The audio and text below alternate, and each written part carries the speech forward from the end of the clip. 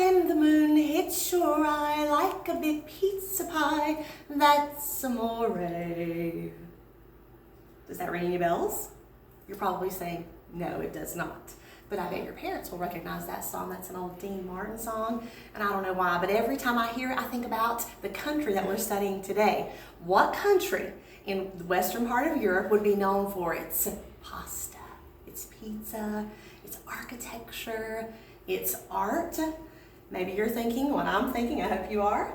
It's the country of Italy. Let's take a closer look. Yes, of course, Italy is known for its delicious foods, for the Leaning Tower of Pisa, for the gondolas in Venice, for the ruins of the Colosseum.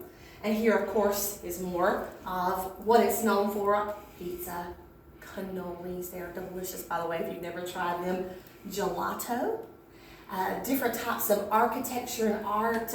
The Roman Catholic Church, the largest in the world, can be found in Italy. It's coffee and it's wine as well.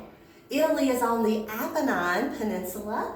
Remember, those peninsulas are important, so be reviewing them. The Apennine Peninsula, the home to Greece, the Balkan Peninsula, the Iberian Peninsula. There's a couple more as well. Don't forget to study those.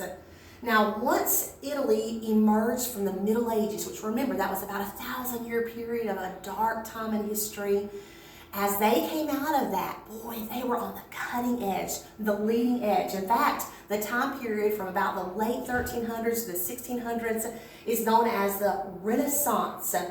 That is the rebirth. And you had men, artists like Leonardo da Vinci and Michelangelo and Raphael. They are not Ninja Turtles. Now, the Ninja Turtles, I believe, received their name from these men, but they were great artists. You had the Mona Lisa, which was made by Da Vinci, and if you look closely at that, I know it's probably hard for you to see via the video, but if you looked it up at home, just the shadowing of her face, the folds in her garments, the way her hands are, it shows great artistic ability. And then you had the Sistine Chapel, which was created by Michelangelo. It took him about 4 years to complete, and they say about 2 years of that time he spent, not consistently, but on scaffolding, painting the top of that chapel. Also in Italy during this Renaissance, you had explorers like Marco Polo, the first European to sail across Asia and to travel across Asia. Then you had Galileo, a scientist, and the famous opera singer Verdi. Now, when you think about Italy, you can't help but think about the time of oppression. Back in the World War II era, you have Benito Mussolini and his restrictive government of fascism.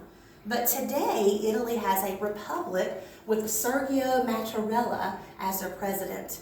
And it's definitely a country that you want to include in your prayers as they are on the front lines fighting the coronavirus at this time.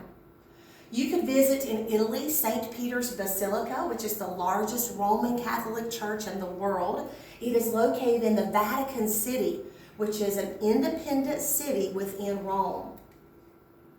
There's an inside view of St. Peter's Basilica as well. To the north of Italy, you have the beautiful Alps mountains with Mont Blanc. Do you see that right there?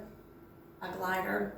That would never happen from your teacher. I would never do that, nor would I try to scale the height of Matterhorn, although daring mountaineers do climb it.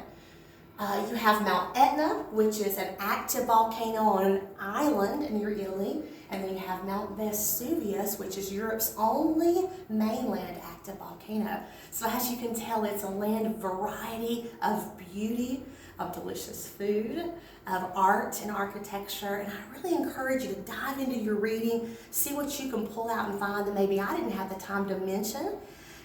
Do your reading as thoroughly as possible. I don't mind if your mom or your dad wants to help with a reading assignment. That is perfectly fine, but be sure you're reading each day and reviewing to the best of your potential. Now, I'll mention one thing before I sign off.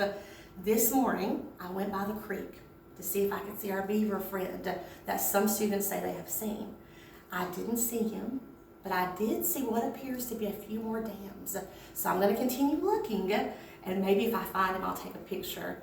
Always thinking of you guys and missing you. I hope you're doing well, and have a great day.